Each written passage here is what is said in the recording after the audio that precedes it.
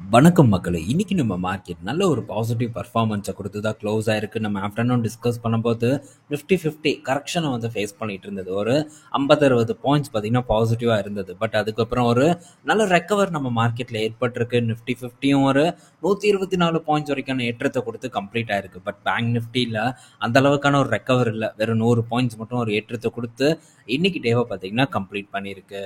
So இன்றைக்கும் வந்து FIIs நம்ம மார்க்கெட்டுக்கு ஒரு சப்போர்ட்டை தான் கொடுத்துருக்காங்க. பாதகமாக இல்லை. பை பண்ணியிருக்கிறதுன்னு பார்த்தா ஒரு 308 கோடிக்கு நெட்டாக நம்ம மார்க்கெட்டில் பணத்தை போட்டிருக்காங்க. டிஐஎஸ் ஒரு 1500 கோடிக்கு போட்டிருக்காங்க.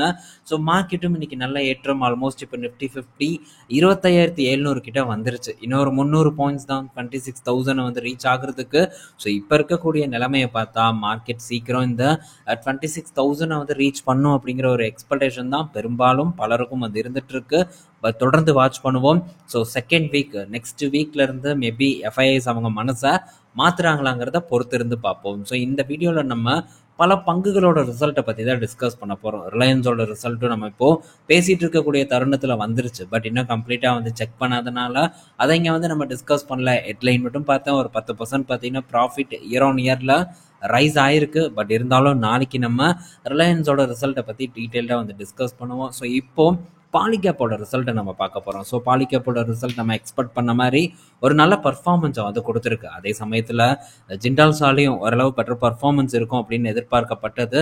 பட் நான் எதிர்பார்க்கப்பட்ட ஒரு பர்ஃபார்மன்ஸ் இல்லை, மோசமான ஒரு பர்ஃபார்மன்ஸை வந்து கொடுத்துருக்காங்க. ஸோ இதை முடிச்சுட்டு அதை வந்து டிஸ்கஸ் பண்ணுவோம். ஃபர்ஸ்ட்டு பாலிகேப் பார்த்தீங்கன்னா இயர் ஆன் இயரில் அவங்களுடைய ப்ராஃபிட் 56% வந்து ரைஸ் ஆயிருக்கு. 693 கோடி பார்த்தீங்கன்னா இந்த குவார்ட்டரில் ப்ராஃபிட்டாக வந்து போஸ்ட் பண்ணியிருக்காங்க. ரெவன்யூ 18% வந்து ரைஸ் ஆயிருக்கு. ஸோ இவங்களுடைய பிஸ்னஸ் வைஸ் செக்மெண்ட் வைஸ் நம்ம பார்க்கும்போது எப்படி வளர்ச்சியை கொடுத்துருக்கு அப்படிங்கிறத டிஸ்கஸ் பண்ணுவோம். ஸோ முதல்ல இவங்களுடைய வயர்ஸ் அண்ட் கேபிள் செக்மெண்ட் தான் ரொம்ப முக்கியமான ஒரு செக்மெண்ட். பாலிகேப்பை பொறுத்த வரைக்கும் பெரும்பாலான வருமானம் பார்த்தீங்கன்னா இங்கேருந்து தான் வருது. 5,691 கோடி பார்த்தீங்கன்னா ரெவன்யூவாக இந்த செக்மெண்ட் மட்டும் ஜென்ரேட் பண்ணியிருக்கு பாலிகேப் நிறுவனத்துக்கு. இதுவே ஓவரால் ரெவன்யூ பார்க்கும்போது 6,477 கோடியாக வந்து இருக்கு. ஸோ இதில் மோஸ்ட் ஆஃப் த ரெவன்யூ இங்கேருந்து வந்திருக்கு. அதே மாதிரி இந்த செக்மெண்ட் பார்க்கும்போது ஒரு 21% பார்த்தீங்கன்னா க்ரோ ஆயிருக்கு. ஸோ இதுவும் நல்ல ஒரு சைனை தான் பாலிகேப் காமிக்குது. எதனால் இந்த 21% க்ரோத் ஏற்பட்டிருக்குன்னா, ஸோ கவர்மெண்ட் அண்ட் ப்ரைவேட் ரெண்டு பேர்கிட்ட இருந்துமே ஸ்ட்ராங்கான ஒரு டிமாண்ட் இருக்குது. இதனால இந்த பிஸ்னஸ் நல்ல ஒரு வளர்ச்சி அடையுதுன்ட்டு பாலிகேப்போட கமெண்ட்ரி வந்து சொல்லியிருக்காங்க. இன்டர்நேஷனல் பிஸ்னஸ் பார்க்கும்போதும் 25% வளர்ச்சியை வந்து சந்திச்சிருக்கு. எஃப்எம்இஜி பார்க்கும்போது 14% பார்த்தீங்கன்னா க்ரோத்தை வந்து சந்திச்சிருக்கு. 452 கோடி வருமானம் வந்து இதன் மூலியமா வந்திருக்கு. ஸோ நெக்ஸ்ட் இந்த இபிசி பார்க்கும்போது ஒரு 19% வந்து டவுன் ஆயிருக்கு. ஸோ இது ஒன்று தான் கொஞ்சம் புவரான ஒரு பர்ஃபார்மன்ஸாக இருக்குது. பட் எபிட்டா பார்க்கும்போது ரைஸ் ஆயிருக்கு. பட் வருமானம் குறைஞ்சிருக்கு. சோலார் பர்ஃபார்மன்ஸ் எல்லாம் நல்லா இருக்கு அப்படின்ட்டும் பாலிகேப் தரப்புல இருந்து அப்டேட் வந்திருக்கு. ஸோ ஓவராலா பாலிகேப் இந்த குவார்ட்டர்ல சூப்பரான ஒரு பர்ஃபார்மன்ஸ் வந்து பண்ணியிருக்காங்க. இது மார்க்கெட் டைம்ல வந்துருச்சு. பட் இருந்தாலும் இன்னைக்கு டேல பாலிகேப்பை போட்டு அடிச்சுதான் வந்து வச்சிருக்காங்க. ஸோ எந்த ஒரு கருணையும் மார்க்கெட்ல இல்லை. பட் அதே சமயத்துல வேல்யூவேஷன் பாருங்க டிக்ளைன் ஆகிட்டு வந்துட்டு இருக்கு. 50 பிஇக்கு மேல இருந்தது இந்த பாலிகேப். இப்போ பார்க்கும்போது 45 பிஇ கிட்ட வந்து நின்று ட்ரேட் ஆகிட்டு இருக்கு. ஸோ என்ன ரிசல்ட் நல்லா இருந்தது, அதனால வேல்யூவேஷன் பார்த்தீங்கன்னா குறைஞ்சிருக்கு. ஸோ அடுத்த கட்ட ஒரு ஏற்றம் நடக்குமாங்கிறத நம்ம பொறுத்திருந்து பார்க்கணும். அதே மாதிரி ஃபினாலெக்ஸ் எப்படி பண்றாங்கிறதையும் நம்ம வெயிட் பண்ணி பார்ப்போம். ரிசல்ட் வந்தாலும் அதை பத்தி நம்ம டிஸ்கஸ் பண்ணலாம். ஸோ அடுத்தது ஜிண்டால்ஸாவை பற்றி தான் நம்ம டிஸ்கஸ் பண்ண போகிறோம். ஸோ ஜிண்டால்ஸா இந்த குவார்ட்டரில் ரெவன்யூவில் எந்த விதமான ஒரு குறையும் வைக்கல. பட் லாபத்தில் பார்க்கும்போது ரொம்ப பெரிய ஒரு குறையை வந்து வச்சுட்டாங்கன்னு சொல்லலாம். எக்ஸ்பென்ஸ் வந்து கூடியிருக்கு. அதே சமயத்தில் அவங்களுடைய மார்ஜின் பார்க்கும்போது டிக்ளைன் ஆயிருக்கு. ஸோ மார்ஜின் பார்க்கும்போது கடந்த 4 குவார்ட்டர் கூடலாம் கம்பேர் பண்ணணும்னா இந்த குவார்ட்டரில் அவங்களுடைய மார்ஜின் ரொம்பவே வந்து கம்மியாயிருக்கு. ஸோ இதன் காரணமாக அவங்களுடைய பேட் பார்க்கும்போது டிக்ளைன் ஆயிருக்கு. வெறும் 139 கோடி தான் ப்ராஃபிட்டாக வந்து போஸ்ட் பண்ணியிருக்காங்க. ஸோ கொஞ்சம் ஒஸ்டான ஒரு பர்ஃபார்மன்ஸாக இருக்குது. பட் அடுத்தடுத்த குவார்ட்டரில் ரெக்கவர் ஆவாங்களா அப்படிங்கிறத நம்ம வெயிட் பண்ணி பார்க்கணும். ஸோ ஏபிஎல் அப்போலோ கூடலாம் கம்பேர் பண்ணும்போது ஸோ ஜிண்டால்ஸாவோட மார்ஜின் இன்னுமே பார்த்தீங்கன்னா கொஞ்சம் ஹையாக தான் வந்து வந்துட்டு இருக்கு. ஸோ வெயிட் பண்ணி பார்ப்போம். ஜிண்டால்ஸா நான் வந்து ஃபோக்கஸ் பண்ணதுலேருந்து ஜஸ்ட் ஒரு 9 ரூபீஸ் வந்து இறங்கியிருக்கு. எனக்கு இதை நினச்சி வந்து பயம் இல்லை. ஸோ அதனால் தொடர்ந்து வந்து இதில் ஹோல்டு பண்ணுற ஒரு ஐடியாவில் தான் நான் வந்து இருக்கேன். ஸோ இதை வந்து நான் ஒரு நெக்ஸ்ட் ஒரு ஆப்பர்ச்சுனிட்டி அப்படின்னு பார்த்தா இப்போதைக்கு என் கண்ணுக்கு வந்து தெரியல. மேபி ஒரு 170க்கு இல்லை 160 அந்த மாதிரி எந்த கீழே இறங்குனாதான் அடுத்த கட்ட ஒரு ஆப்பர்ச்சுனிட்டி இந்த இடத்துல வந்து என் கண்ணுக்கு வந்து தெரியும். ஸோ இப்போதைக்கு ரிசல்ட் வந்து மோசமாக இருக்குது. மேபி அடித்தாலும் அடிக்கலாம். இன்றைக்கே ரிசல்ட்டை பார்த்துட்டு கிட்டத்தட்ட 5% பார்த்தீங்கன்னா போட்டு முடிச்சு விட்டுட்டாங்க. பட் இருந்தாலும் இந்த மிடில் ஈஸ்ட் கண்ட்ரிலலாம் இவங்களுக்கான இந்த பைப்புக்கான தேவை பார்த்தீங்கன்னா தொடர்ந்து அதிகரிச்சுட்டு இருக்கு. ப்ராஜெக்ட் வந்து தொடர்ந்து உயர்ந்துட்டே தான் இருக்கு. ஸோ இதை கருத்தில் கொண்டு தான் இந்த ஸ்டாக்கை வந்து நான் ஒரு மிட் டேர்முக்கு வந்து ஃபோக்கஸ் பண்ணியிருக்கேன், ஒரு 2 வருஷம் அப்படிங்கிற ஒரு டைம் பீரியட்க்கு. பட் பார்ப்போம், நான் ஒரு கால்குலேஷன் பண்ணியிருக்கேன். மேபி கரெக்டாக இருந்ததுன்னா இந்த இடத்துல எனக்கு ஒரு நல்ல பர்ஃபார்மன்ஸ் கிடைக்கும். இன்கேஸ் வந்து நான் பண்ணது தவறாக இருந்ததுன்னா இந்த இடத்துல ஒரு லாஸை கூட வந்து புக் பண்ணுறதுக்கான சூழ்நிலை ஏற்படலாம். பட் எது எப்படியோ காலம்தான் வந்து பதில் சொல்லும், நம்ம எடுத்த முடிவு சரியா தவறா அப்படின்ட்டு.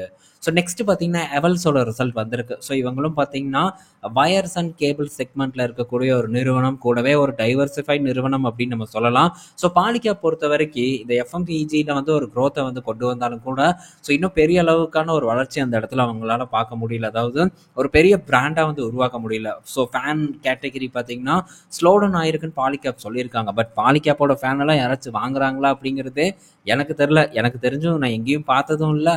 ஸோ நான் அந்த ஃபேனை வாங்க போகிறேன்னு சொல்லி கேள்விப்பட்டதும் வந்து இல்லை. பட் இதே எவல்ஸ் எடுத்துக்கிட்டோன்னா ஸோ அவங்க டைவர்சிஃபை ப்ராடக்ட் வச்சுருக்காங்க. ஸோ ஸ்விட்ச் கியர் இது வந்து நான் பல இடத்துல பார்த்துருக்கேன். ஸோ லைட்டிங் இருக்குது, அது போக லாய்ட் பிராண்ட் வந்து இருக்குது.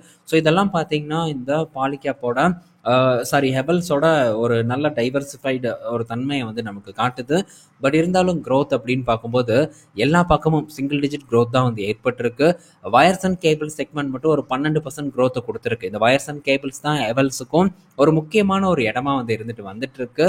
ஏன்னா இங்கிருந்து தான் இவங்களுக்கு பெரும்பாலான வருமானம் வந்து வந்துட்டு இருக்கு. இதை தொடர்ந்து பார்த்தீங்கன்னா எஃப்எம்இஜியிலிருந்து கிட்டத்தட்ட ஒரு 840 கோடி கிட்ட பார்த்தீங்கன்னா இந்த குவார்ட்டரில் வருமானமாக ஜென்ரேட் பண்ணியிருக்காங்க. ஸோ இன்னும் ஸ்க்ரீனரில் பார்த்தீங்கன்னா அப்டேட் ஆகாமல் இருக்குது இவங்களுடைய ரிசல்ட்டு. பட் ஓவராலாக பார்க்கும்போது எவல்ஸும் ஓரளவு ஃப்ளாட்டான ஒரு நம்பரை தான் வந்து போஸ்ட் பண்ணியிருக்காங்க. கடந்த குவார்ட்டர் கூட கம்பேர் பண்ணும்போது பேட் பார்த்தீங்கன்னா டிக்ளைன் தான் ஆயிருக்கு. 318 கோடி இந்த குவார்ட்டரில் பண்ணியிருக்காங்க. இதுவே இயர் ஆன் இயரில் 19% இருக்குது. ஸோ இந்த வயர்ஸ் அண்ட் கேபிளில் இந்த எவல்ஸ் பார்க்கும்போது ஒரு 12% வளர்ச்சி அடைஞ்சிருக்கு. பட் இந்த பாலிகேப் பார்க்கும்போது 21% க்ரோ அடைஞ்சிருக்கு. ஸோ பிஸ்னஸை பாருங்க. ஸோ ஃபர்ஸ்ட் நம்ம ஃபோக்கஸ் பண்ணது இந்த பாலிகேப் நிறுவன பங்கு தான். ஆல்மோஸ்ட் பார்த்தீங்கன்னா பாலிகேப் கிட்டத்தட்ட டபுள் த ரிட்டர்ன் கொடுக்கறதுக்கு தயாராக இருந்த நிலையில இன்னைக்கு டேல போட்டு அடிச்சுட்டாங்க. பட் விரைவில் கொடுக்கும் அப்படிங்கிற எதிர்பார்ப்பு இருக்கு. பட் இருந்தாலும் ஒரு சேஃபான இடத்துல பார்த்தீங்கன்னா பாலிகேப்ல என்ட்ரு ஆயிருக்கு. அதனால எந்த ஒரு பிரச்சனையும் இல்லை. ஸோ இடையில வந்து கொஞ்சம் ப்ராஃபிட் புக் பண்ணணும் அப்படின்னு நினைச்சேன். பட் இன்னும் வந்து புக் பண்ணலாம். ஸோ சீக்கிரம் பண்ணும்போது அந்த அப்டேட்டையும் உங்க கூட நான் டிஸ்கஸ் பண்ணுறேன். அடுத்தது பார்த்தீங்கன்னா எஸ் பேங்க் கிட்ட இருந்து ஒரு அப்டேட் வந்திருக்கு. ஸோ எஸ் பேங்க் இன்னைக்கு டேல ஒரு 4-5% வரைக்கும் ஒரு இறக்கத்தை கொடுத்துருந்தது. என்ன ரீசன் அப்படின்னு பார்த்தா ஸோ இந்த எஸ்எம்பிசி பார்த்தீங்கன்னா எஸ் பேங்க்ல மேற்கொண்டு பங்குகளை வாங்குறதுக்கான முடிவு இப்போதைக்கு இல்லை அப்படின்னு வந்து சொல்லியிருக்காங்க. இப்படி சொன்ன உடனே பார்த்தீங்கன்னா எஸ் பேங்க் இன்னைக்கு டேல ரியாக்ட் ஆகி கீழே விழுந்திருக்கு. ஆல்மோஸ்ட் ஒரு 22 ரூபா கிட்ட இருக்கும்னு நான் நினைக்கிறேன். ஸோ எஸ் பேங்க் பொறுத்த வரைக்கும் நம்ம எக்ஸ்பெக்ட் பண்ணக்கூடிய ரேஞ்ச் வந்தால் மட்டும்தான் ஒரு ஆப்பர்ச்சுனிட்டி ஒரு 16 ரூபா 15 ரூபா கிட்ட வந்ததுன்னா நம்ம பார்க்கலாம். பட் அதுக்கு முன்னாடி நம்ம ஓவர் ரியாக்ட் பண்றதுல எந்த ஒரு அர்த்தமும் இல்லை எஸ் பேங்கை பொறுத்த வரைக்கும். அடுத்தது டிக்ஸான் டெக்னாலஜிஸோட ரிசல்ட் வந்திருக்கு.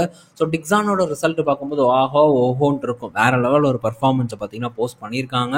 பட் இதெல்லாம் எங்கேருந்து வந்ததுன்னு பார்த்தீங்கன்னா ஸோ ஒரு ஒன் டைம் இன்கம் மூலியமாக தான் இவங்களுக்கு பேட் வந்து இந்த குவார்ட்டரில் இன்க்ரீஸ் ஆயிருக்கு. அது இயர் ஆன் இயர் கூட கம்பேர் பண்ண போது போன குவார்ட்டர் கூட கம்பேர் பண்ணனா பெரிய அளவுக்கு அதர் இன்கம் இல்லை. ஸோ இந்த குவார்ட்டரில் Q2ல பார்க்கும்போது 492 கோடி பார்த்தீங்கன்னா அதர் இன்கமாக டிக்ஸான் டெக் வந்து பதிவு பண்ணியிருக்காங்க. ஸோ ஓவரால் அவங்களுடைய பேட் பார்க்கும்போது 670 கோடி இந்த குவார்ட்டரில் பண்ணியிருக்காங்க. ஸோ இந்த ஒன் டைம் இன்கம் மூலியமாக தான் இவங்களுடைய லாபம் பார்த்தீங்கன்னா நல்ல பெரிய அளவுக்கு உயர்ந்திருக்கு. பட் வருமானம் பார்க்கும்போது நல்லாவே உயர்ந்திருக்கு. ஒரு 24% வரைக்கான ஏற்றத்தை பார்த்தீங்கன்னா இந்த டிக்ஸான் டெக் அவங்களுடைய ரெவன்யூ க்ரோத்தாக வந்து காட்டியிருக்காங்க. ஸோ டிக்ஸான் ஓரளவு நல்ல பர்ஃபார்மன்ஸ். பட் இந்த அதர் இன்கம் கழிச்சு பார்த்தா ஒரு ஃப்ளாட்டான ஒரு பேட்டை தான் இந்த குவார்ட்டரில் டெலிவர் பண்ணியிருக்காங்க. பட் இது ஒரு ஓவர் வேல்யூட் ஸ்டாக்கு. ஸோ தொடர்ந்து இந்த வேல்யூவேஷன் சஸ்டெயின் ஆகுமா அப்படிங்கிறதெல்லாம் கொஞ்சம் டவுட்டான ஒரு விஷயம் தான். அடுத்தது டாடா டெக்னாலஜிஸ் கிட்ட இருந்து ரிசல்ட் வந்திருக்கு. ஸோ இங்கேயும் வந்து ஒரு சுமாரான பர்ஃபார்மன்ஸ். பட் இவங்க என்ன சொல்லியிருக்காங்கன்னா ஷார்ட் டேர்மில் ஒரு சேலஞ்சஸ் இருந்தாலும் Q3 வரைக்கும் இருக்குன்னு சொல்லியிருக்காங்க. Q4ல வந்து நாங்கள் ரீபவுண்ட் ஆகும் அப்படிங்கிற ஒரு டேட்டாவை நிறுவனத்தோட CEO வந்து சொல்லியிருக்காங்க. பார்ப்போம் எப்படி வந்து ரீபவுண்ட் ஆக போகிறாங்கன்ட்டு. ஏன்னா ஆட்டோ செக்டர் கொஞ்சம் ரொம்ப கஷ்டத்தில் இருக்குன்னே நம்ம சொல்லலாம். லே ஆஃப் வந்து தொடர்ந்து நடந்துட்டு இருக்கு. ஸோ எங்கெங்கெல்லாம் வந்து காஸ்ட் கட்டிங் பண்ண முடியுமோ அங்கெல்லாம் பண்ணிட்டு இருக்காங்க. விரைவில் இந்த டாடா டெக்னாலஜிஸ் எல்லாம் நமக்கு ஒரு அட்ராக்டிவான வேல்யூவேஷனில் கிடைக்கும் அப்படின்னு தான் நான் வந்து எதிர்பார்க்குறேன். ஸோ பர்ஃபார்மன்ஸ் அப்படின்னு பார்க்கும்போது கடந்த குவார்ட்டர் கூட கம்பேர் பண்ணும்போது லாபம் குறைஞ்சு தான் இருக்குது. இயர் ஆன் இயர் கூட பார்க்கும்போது மட்டும் கொஞ்சம் பார்த்தீங்கன்னா உயர்ந்திருக்கு, பெருசாலாம் இல்லை, கொஞ்சம் வந்து உயர்ந்திருக்கு. பட் தொடர்ந்து பார்த்தோம்னா ஃப்ளாட்டான ஒரு பர்ஃபார்மன்ஸை தான் டாடா டெக்னாலஜிஸ் வந்து கொடுத்துட்ருக்காங்க. ஸோ இந்த மாதிரி ஃப்ளாட்டான பர்ஃபார்மன்ஸ் கொடுக்கக்கூடிய கம்பெனிஸ்க்கு இந்த வேல்யூவேஷன் பார்த்திங்கன்னா சரியில்லாத ஒரு வேல்யூவேஷன். எந்த இடத்துல ஒரு வளர்ச்சி இருக்கோ அந்த இடத்துல இந்த வேல்யூவேஷன் கொடுத்தா தப்பு இல்லை. பட் இந்த இடத்துல நம்ம வளர்ச்சியை வந்து பார்க்க முடிய மாட்டேங்குது. ஸோ இங்கே இந்த வேல்யூவேஷன் ரொம்ப நாள் சஸ்டெயின் ஆகிறதுக்கு சான்சஸ் இல்லை அப்படின்னு தான் நான் வந்து நினைக்கிறேன். மார்க்கெட்டும் சீக்கிரம் அதை புரிஞ்சுட்டு இதை போட்டு அடித்து ஒரு நல்ல லோ பிஇக்கு கொண்டு வருவாங்க அப்படிங்கிற எதிர்பார்ப்பு ரொம்ப அதிகமாக இருக்குது. அடுத்தது ஸோ நோவோ நார்டிஸ்க் கிட்ட இருந்து ஒரு அப்டேட். இன்னைக்கு டேயில் நோவோ நார்டிஸ்க் பார்த்தீங்கன்னா ஒரு டவுன்ஃபாலை வந்து சந்திச்சிருக்கு. கிட்டத்தட்ட ஒரு 2.5-3% வரைக்கான ஒரு இறக்கத்தை இந்த நோவோ நார்டிஸ்க் ஃபேஸ் பண்ணியிருக்கு. என்ன ரீசன்னா அதுவும் நம்ம ட்ரம்ப் தான் காரணம். ஸோ ட்ரம்ப் என்ன சொல்லியிருக்காரு, நாங்கள் வந்து ஒலிம்பிக்கோட ப்ரைஸை $1000 அதாவது $1000 $150 வந்து கம்மி பண்ணுவேன் அப்படின்னு சொல்லியிருக்காங்க. இப்படி வந்த ஒரு செய்தியினால நோவாவை பார்க்கும்போது இன்னைக்கு டெய்லியில் 4% இறங்கியிருக்கு. நோவா மட்டும் இல்லை, எலிலிலி 3% இறங்கியிருக்கேன்னா 2 பேரும் வெயிட் லாஸ் ட்ரக்கை கொள்ள லாபத்துக்கு வித்துட்டு வந்துட்டு இருக்காங்க. ஸோ ட்ரம்ப்போட இந்த அதிரடி முடிவின் காரணமாக 2 நிறுவனங்களும் இப்போ பாதிக்கப்பட்டிருக்கு. பட் இப்போதைக்கு கொண்டு வருவேன் அப்படின்னு தான் சொல்லியிருக்காங்க. நிறுவனங்கள் பார்க்கும்போது நாங்கள் ஒரு பேச்சுவார்த்தையை நடத்துவோம், முடிஞ்ச அளவுக்கு வந்து இதை தள்ளி போடுறதுக்கு நாங்கள் ட்ரை பண்ணுவோம் அப்படின்னு சொல்லியிருக்காங்க. பட் இப்போ கேஷ் பே பண்ணி ஃபுல்லாக வந்து கேஷ் கொடுத்து வாங்கக்கூடிய கஸ்டமருக்கு வெறும் $500 பார்த்தீங்கன்னா ஒலிம்பிக்கை வந்து வித்துட்டு இருக்கிறதாவும் நோவா கிட்ட இருந்து அப்டேட் வந்திருக்கு. பட் இதெல்லாம் ஆல்ரெடி வந்த செய்தி தான். எப்படி பார்த்தாலும் மேபி $150 கொண்டு வந்துட்டாங்கன்னா கண்டிப்பாக இவங்களுடைய லாபம் பெரிய அளவுக்கு பார்த்தீங்கன்னா பாதிக்கப்படும். பட் கொண்டு வர விட மாட்டாங்க இந்த மாதிரியான கார்ப்பரேட்ஸ் அப்படிங்கிற ஒரு நம்பிக்கை எனக்கு இருக்குது. ஸோ இதை பயன்படுத்தி நோவாவை போட்டு அடித்தாங்கன்னா டெஃபினட்டாக நோவாவை வந்து நான் ஃபோக்கஸ் பண்ணுவேன். ஸோ நெக்ஸ்ட்டு வந்து ஃபோக்கஸ் பண்ணும்போது கண்டிப்பாக அந்த அப்டேட் உங்க கூட நான் ஷேர் பண்ணுறேன். ஸோ இன்றைக்கோட டேயில் யூஎஸ் மார்க்கெட் பற்றியான அப்டேட் இது ஒன்று தான். ஸோ ஃபர்தராக அப்டேட் வந்ததுன்னா கண்டிப்பாக அவங்க கூட நான் டிஸ்கஸ் பண்ணுறேன். இப்போது சிஎட் பற்றியான அப்டேட், சிஎட்டோட ரிசல்ட் வந்திருக்கு. ஸோ சிஎட் இந்த குவார்ட்டரில் ஒரு 185 crores பார்த்தீங்கன்னா ப்ராஃபிட்டாக போஸ்ட் பண்ணியிருக்காங்க. ரெவன்யூ 14%, பேட் பார்க்கும்போது ஒரு 53% வந்து ரைஸ் ஆயிருக்கு. ஸோ சிஎட் இந்த குவார்ட்டரில் பெட்டர் ரிசல்ட்டை வந்து போஸ்ட் பண்ணியிருக்காங்க. ஸோ தொடருமா அப்படிங்கிறத பார்க்கணும். ஏன்னா இவங்களோட பிஸ்னஸ் அப்படின்னு பார்க்கும்போது கமாடிட்டி ரிலேட்டடானது. ஸோ ரப்பர் ப்ரைஸ், க்ரூடோட ப்ரைஸ் எல்லாம் ஒரு ஏற்றத்தை கொடுத்ததுன்னா அகைன் இவங்களோட மார்ஜின் பார்த்தீங்கன்னா அடிமட்டத்துக்கு போகும். பேட்டு பார்த்தீங்கன்னா ரொம்பவே சரிவதற்கான வாய்ப்பு இருக்குது. அதனால் கொஞ்சம் வந்து நம்ம இந்த மாதிரியான இடத்துல இருக்கக்கூடிய பங்குகளை கொஞ்சம் பீக்கில் வாங்குறத தவிர்ப்பது ரொம்ப நல்லதுங்கிறது என்னுடைய கருத்து. ஸோ இதெல்லாம் ஃபோக்கஸ் பண்ணுவோம். மேபி வாய்ப்பு கிடைச்சதுன்னா அப்போ இதை பிடிச்சுள்ள போடுறதுக்கு நம்ம ட்ரை பண்ணலாம். பட் இந்த குவார்ட்டர் சிஎட் கம்பெனியோட ரிசல்ட் வந்து ஒரு நல்ல ரிசல்ட்டாக இருக்குது. மற்ற டயர் கம்பெனிஸ் கிட்ட இருந்தும் இதே மாதிரியான ஒரு பர்ஃபார்மன்ஸ் எக்ஸ்பெக்ட் பண்ணலாம் தான் நான் நினைக்கிறேன். ஸோ நெக்ஸ்ட்டு பேங்க் ஆஃப் இந்தியாவோட ரிசல்ட், ஸோ நம்ம ஃபோக்கஸ் பண்ணியிருக்க ஒரு பங்கு. ஸோ அதோட ரிசல்ட் வந்திருக்கு. இந்த குவார்ட்டரில் ஒரு நல்ல பர்ஃபார்மன்ஸ் தான் வந்து கொடுத்துருக்காங்க. ஸோ அதை எப்படி பண்ணியிருக்காங்க அப்படிங்கிறத நம்ம இந்த ஸ்க்ரீனரில் வந்து டிஸ்கஸ் பண்ணிடுவோம். ஏன்னா இவங்களுடைய ஒரு ரிசல்ட் பார்த்தீங்கன்னா அப்டேட் பண்ணிட்டாங்க ஸ்க்ரீனரில். ஸோ 2576 கோடி ப்ராஃபிட்டாக போஸ்ட் பண்ணியிருக்காங்க. போன காலாண்டு கூட கம்பேர் பண்ணும்போது இந்த காலாண்டு பெட்டராக தான் இருக்குது. பட் இயர் ஆன் இயரில் ஜஸ்ட் வந்து கொஞ்சோண்டு ஒரு ஏற்றம், ஒரு 7% வரைக்கான ஒரு ரைஸ் பார்த்திங்கன்னா இவங்களுடைய பர்ஃபார்மன்ஸில் வந்து ஏற்பட்டிருக்கு. ஸோ லாஸ்ட் 4 குவார்ட்டர் கூட கம்பேர் பண்ணும்போது இதெல்லாம் வந்து ஒரு ஃப்ளாட்டான ஒரு நம்பர் அப்படின்னே வந்து நம்ம சொல்லலாம். பட் ஸ்டில் இந்த ஸ்டாக் ஒரு நல்ல ஒரு லோ வேல்யூவில் இருக்கக்கூடிய ஒரு பங்காக இருக்குது. ஸோ இது $100 கீழே இருக்கும்போது கூட நம்ம ரீசெண்டாக வந்து டிஸ்கஸ் பண்ணியிருந்தோம் ரெடில் ஆப்ஷன் குளோபலில். ஸோ இப்போவும் பார்க்கும்போது நல்ல ஒரு அண்டர் வேல்யூடு ஸ்டாக்காக தான் இந்த பேங்க் ஆஃப் இந்தியா வந்து வந்துட்டு இருக்கு. பட் அதுக்காக நம்ம இப்போல்லாம் வந்து ஃபோக்கஸ் பண்ண முடியாது. நானே இதை வந்து கொடுக்கணும் அப்படின்னு நினச்சிட்டு இருக்கேன். ஷார்ட் டேர்முக்கு வாங்கின பங்குகளை வந்து நல்ல ஒரு லாபம் இருக்கும்போது கொடுத்துட்டோன்னா ஸோ நெக்ஸ்ட்டு நமக்கு பணம் தேவைப்படும் போது வேற ஒரு இடத்துல அதை யூட்டிலைஸ் பண்ணுறதுக்கு நம்ம ட்ரை பண்ணலாம். ஸோ ஒரு பெஸ்ட் லெவலுக்கு வெயிட் பண்ணிட்டு இருக்கேன். மேபி அது கிடைச்சதுன்னா கண்டிப்பாக ப்ராஃபிட் புக் பண்ணும்போது அந்த அப்டேட்டையும் உங்கள் கூட நான் டிஸ்கஸ் பண்ணுறேன். ஸோ இந்த வீடியோவில் நம்ம இப்போ ரீசெண்டாக ஃபோக்கஸ் பண்ண பங்குகளை பற்றியும் டிஸ்கஸ் பண்ணியிருக்கோம். சில முக்கியமாக நம்ம தொடர்ந்து ஃபாலோ பண்ணிட்டு இருக்கக்கூடிய பங்குகளை பற்றியும் டிஸ்கஸ் பண்ணியிருக்கோம். பயனுள்ளதாக இருக்கும்னு நான் நினைக்கிறேன். நாளைக்கு இன்னொரு வீடியோவில் நம்ம மீட் பண்ணுவோம். பாய் மக்களே.